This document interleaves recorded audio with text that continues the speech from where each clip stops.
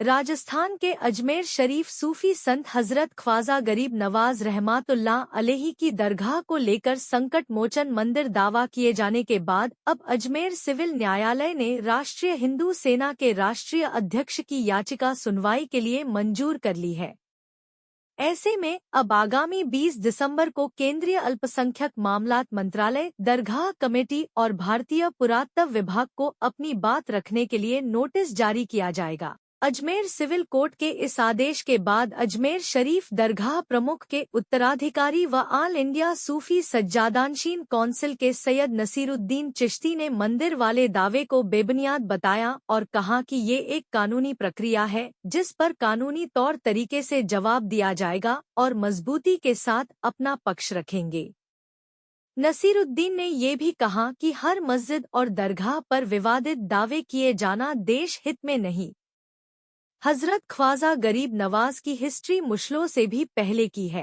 भारत सरकार ने जब दरगाह एक्ट की दवायत शुरू की तब इलाहाबाद हाई कोर्ट सिटिंग जज गुलाम हसन की अध्यक्षता में 1950 में दरगाह पर इंक्वायरी कमेटी बनाई गई और उस कमेटी ने दरगाह परिसर और उसकी इमारतों को लेकर एक रिपोर्ट संसद में पेश हुए थी और उसी में दरगाह की हिस्ट्री लिखी गई।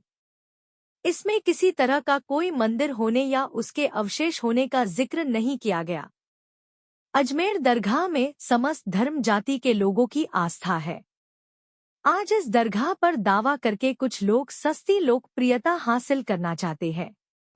जी हाँ, मुझे भी मीडिया के माध्यम से भी मालूम चला है कि हिंदू सेना के राष्ट्रीय अध्यक्ष जो थे उन्होंने जो वाद प्रस्तुत किया था अजमेर में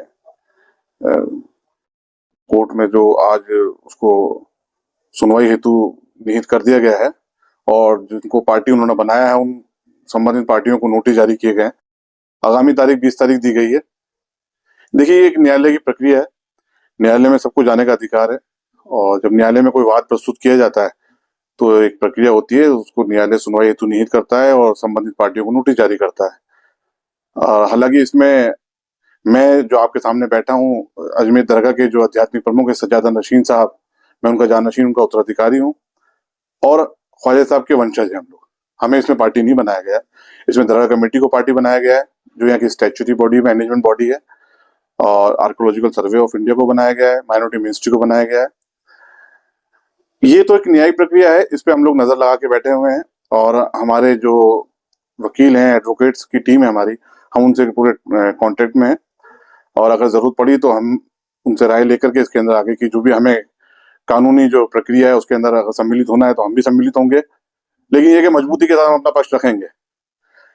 ये तो एक न्यायिक प्रक्रिया है जिसका सामना कर रहे हैं और करेंगे इंशाल्लाह ताला, और अल्लाह ने चाहा तो ऐसे जो बिना मतलब के जो वाद प्रस्तुत कर दिए जाते हैं बिना किसी ठोस आधार के, इंशाल्लाह ताला ऐसे वादों को खारिज कराया जाएगा।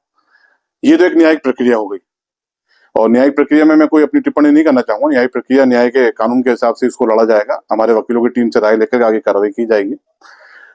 मैं न्यायालय की प्रक्रिया से हटके एक बात करना चाहूंगा आज आपके सामने। ये जो परिपाटी डाल दी गई है कि हिंदुस्तान के अंदर कि हर दरगाह और हर मस्जिद में मंदिर होने का जो दावा किया जा रहा है, हर इंसान उठ के आ रहा है और नई नई एप्लीकेशन मूव कर रहा है, ये हमारे समाज के लिए भी सही नहीं है और हमारे देश के लिए भी सही नहीं है। ये परिपाटी बहुत गलत तरीके से डाली गई है।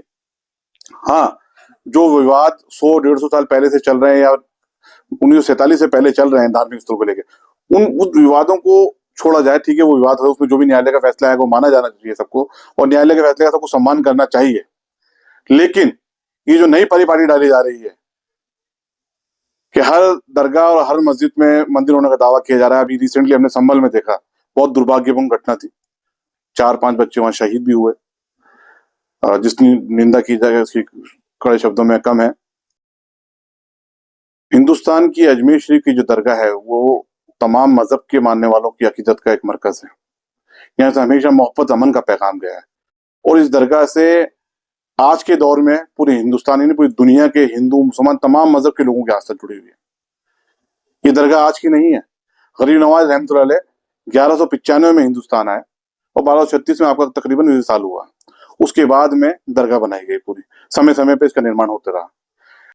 इस दरगाह में हिंदू राजा जितने भी हुए उन सब की आस्थाएं थी और सब अपनी अपनी अकीदत का नजराना इस दरगाह में पेश करते थे। उसके अलावा अंग्रेजी हुकूमत, क्वीन विक्टोरिया का होज है यहाँ पर, अंग्रेजी हुकूमत की भी थी।